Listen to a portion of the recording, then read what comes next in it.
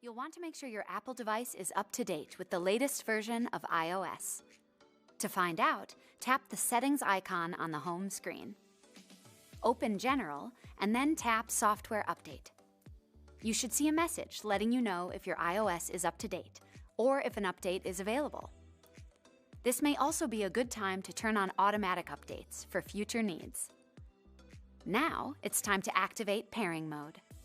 To do this, turn your hearing aids off by placing them in your charger, and then on again by removing them from your charger. After you've activated pairing mode, return to your Apple device and your settings screen. Scroll down and open Accessibility. Next, tap Hearing Devices. If your Bluetooth toggle shows off, move it to on.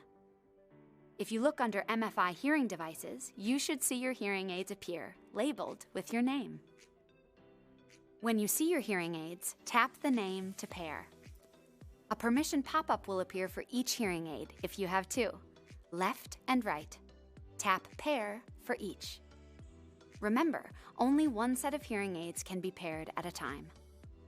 So if you've upgraded your hearing aids and the old ones appear, choose to forget the device. That's it.